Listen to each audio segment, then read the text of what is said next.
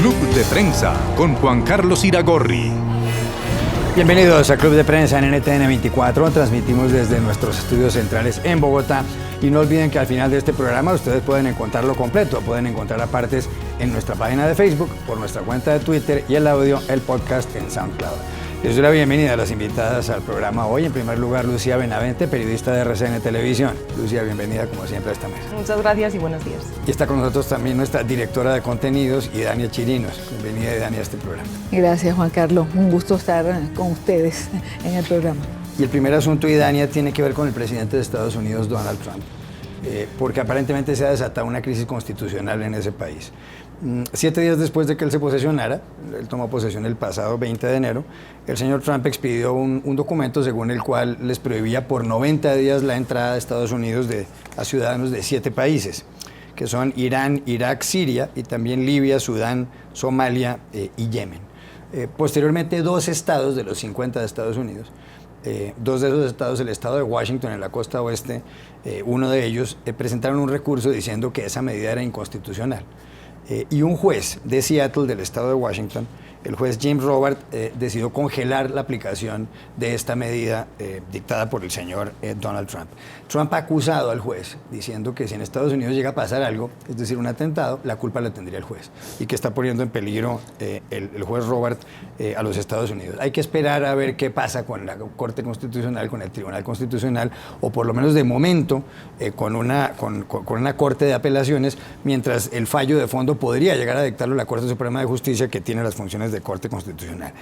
Aquí la pregunta es, ¿qué puede pasar de aquí en adelante con un gobierno de Trump con estas características? Porque, repito, muchos juristas, profesores de derecho, lo que han dicho es que lo que está abriendo Trump en ese país es una crisis constitucional.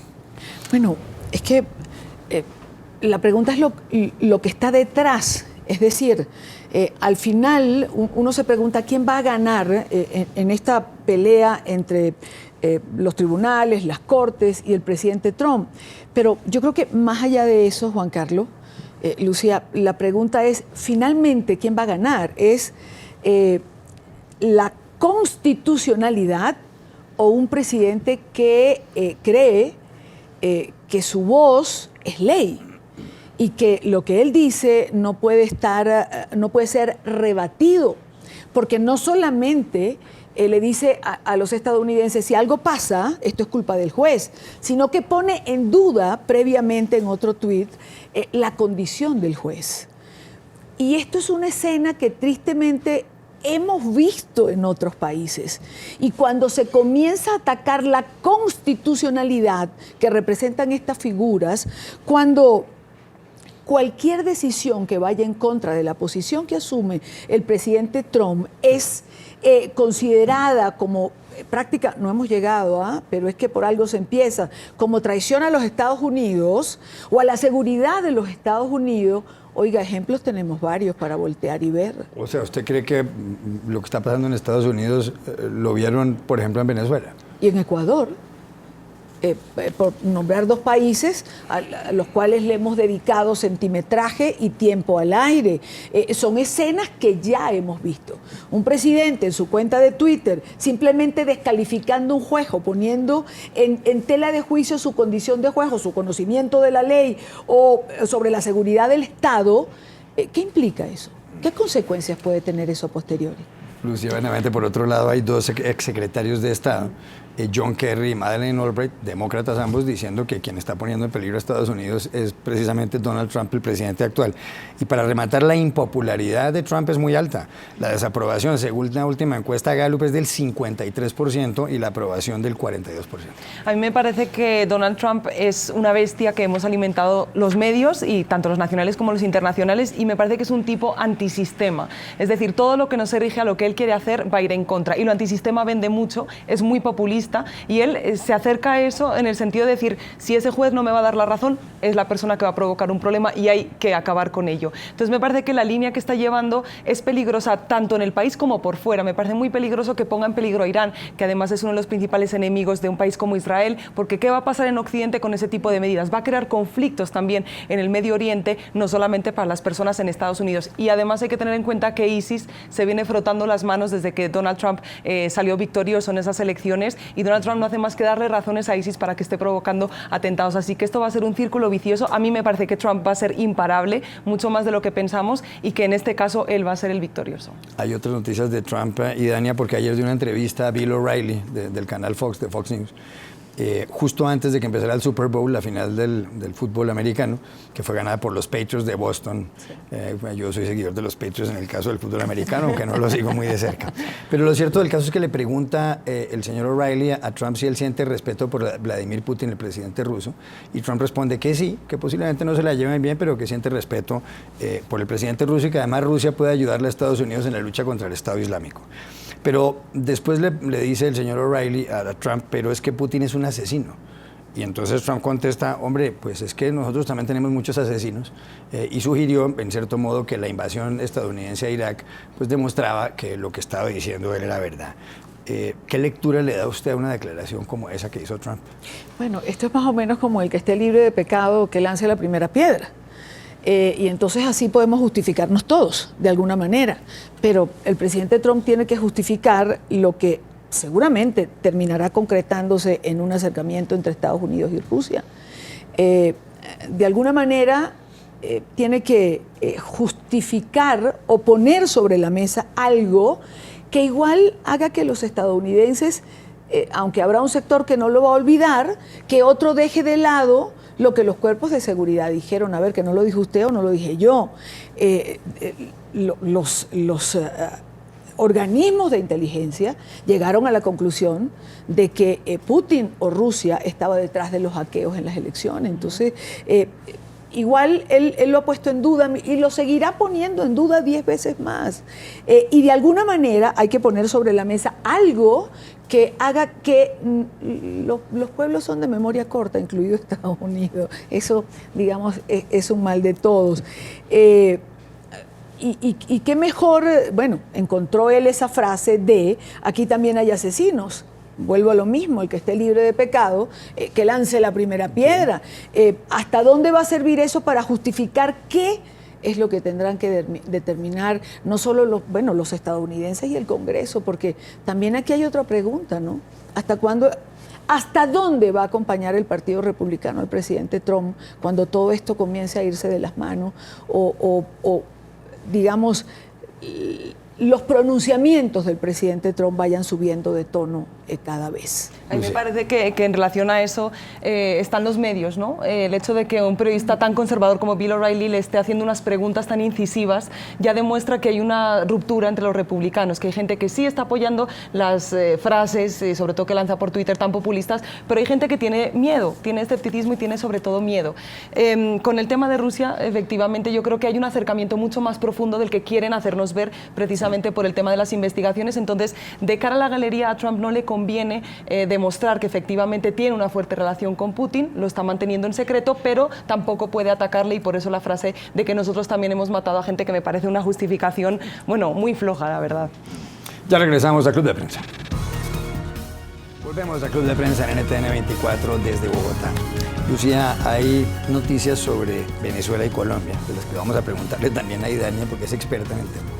Resulta que Germán Vargas Lleras, el vicepresidente colombiano, dio unas declaraciones hace unos días refiriéndose a unos programas sociales que se han hecho en Colombia, y dijo que esos programas, especialmente en la frontera con Venezuela, a esos programas no iban a poder tener acceso los venezolanos, pero no usó la palabra venezolanos, sino la palabra venecos, que es una palabra para muchas personas con un significado ofensivo.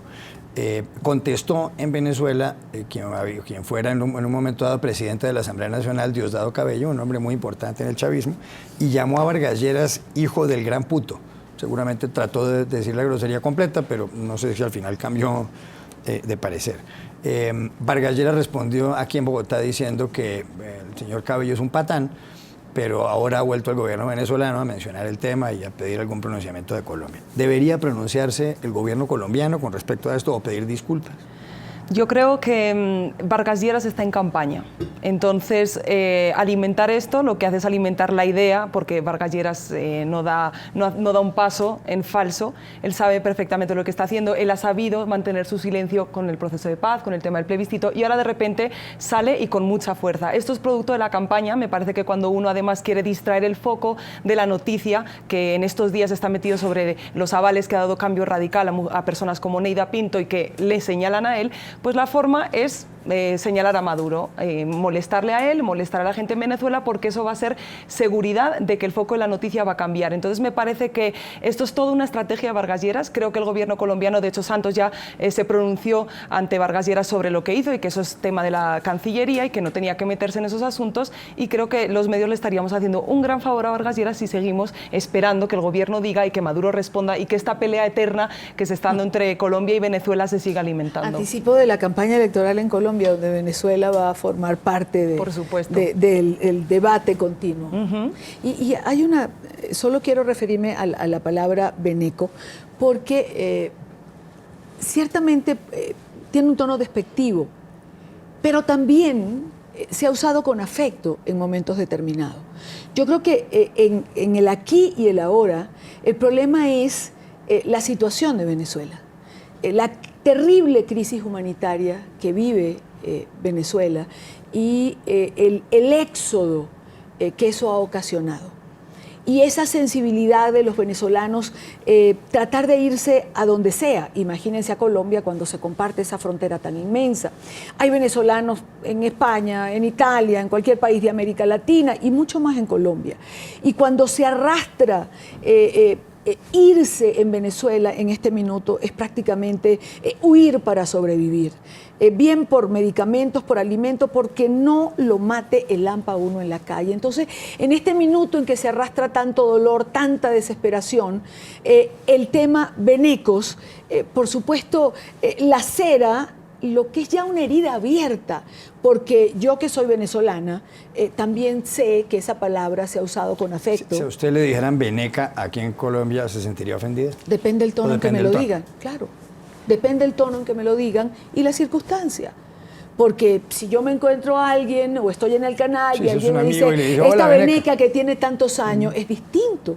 El tono es algo muy importante y la circunstancia. Pero el tono en el que lo decía Vargas Lleras no me parece que fuera cariñoso, y me parece una jugada muy sucia que se vaya a meter en esta contienda electoral el tema con Venezuela. Y en el momento en que estaban repartiéndose unas viviendas, cuando sabemos pues que hay tantos venezolanos, hay venezolanos en las calles de Colombia pidiendo limosna. Entonces fue, creo que una frase desafortunada. ¿Debería Santos pedir perdón por las declaraciones de Vargas Lleras, o por lo menos decirle a la ministra de Relaciones Exteriores, María Ángela Holguín, que lo hiciera de algún modo más? El presidente Santos y la canciller Holguín han tenido una manera particular de actuar frente a cualquier pronunciamiento en Venezuela, sea ofensivo, sea despectivo, no solamente con Vargas Lleras, sino con cualquier otra circunstancia. Ha sido una constante.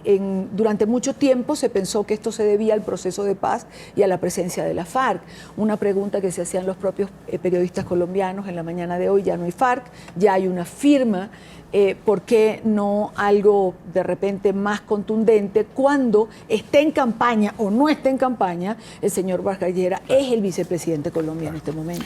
Cambio de asunto, Lucía, y tiene que ver con Europa. Hay elecciones presidenciales en Francia el 23 de abril, la primera vuelta de las elecciones presidenciales. La segunda, si hubiera lugar a la segunda, sería en el mes de mayo. Son importantísimas porque Marine Le Pen, la candidata del Frente Nacional, el partido de extrema derecha, ha dicho que si llega a ganar, seguramente convocaría un referendo como hicieron en el Reino Unido para tratar de sacar a Francia de la Unión Europea, con lo cual se acabaría la Unión Europea realmente. Pero entonces, ¿qué ha pasado en las últimas horas? El señor François Fillon es el candidato conservador, un hombre con mucha fuerza, pero se han sabido dos cuestiones. La primera, que por 12 años contrató a su mujer, a Penélope Fillon, y le pagó 900.000 euros. La contrató como asesora de él como funcionario público. Y también se ha sabido que les pagó 84.000 euros a 2 de sus 5 hijos, que también le servían igualmente como asesores. El diario británico The Telegraph ha difundido, aparte de una entrevista con Penélope Fillon, donde ella dice que jamás recibió dinero de su esposo, con lo cual está prácticamente demostrado que está mintiendo. El Journal du Dimanche, un dominical, como su nombre lo indica en Francia, dice que el 69% de los ciudadanos quieren que el señor Fillon se retire. Y la revista Time en Estados Unidos publica un artículo diciendo, parece que aquí lo que va a haber es una elección entre insurgentes. La señora Le Pen por un lado y el socialista Emmanuel Macron por el otro, que tiene 39 años, trabaja en Goldman Sachs y habla inglés perfectamente bien. ¿Va a terminar la cosa así entre el señor Macron, que está en un partido socialista desprestigiado porque el presidente Hollande tiene una popularidad del 9% por una parte y por otra parte Marine Le Pen? Me parece que en primer lugar los ingredientes que tiene en este momento la política en Francia es muy similar, y en Europa en general, es muy similar a Estados Unidos. Ha tenido una crisis económica de la que le cuesta salir y la que la Unión Europea le está jalando muy fuerte, y también me parece que el tema de la inmigración siria y de ISIS está haciendo mucho énfasis en la línea que tiene el propio Trump y que se está traduciendo en Marine Le Pen. Me parece que la extrema derecha va a salir victoriosa, que Fillon va a salir de esto porque en Francia sí se sanciona y se castiga mucho más con el voto el tema de corrupción, el tema de mentir, y por supuesto el socialismo, Hollande totalmente acabó con él, así que no tiene ningún tipo de salida. Marine Le Pen va a salir ganadora, es el vaticinio que yo hago, y después de los atentados que hubo en París, en Bataclan, se demostró que ese mismo fin de semana de los atentados hubo elecciones municipales en Francia y la derecha extrema salió con unos resultados que no había tenido en su historia.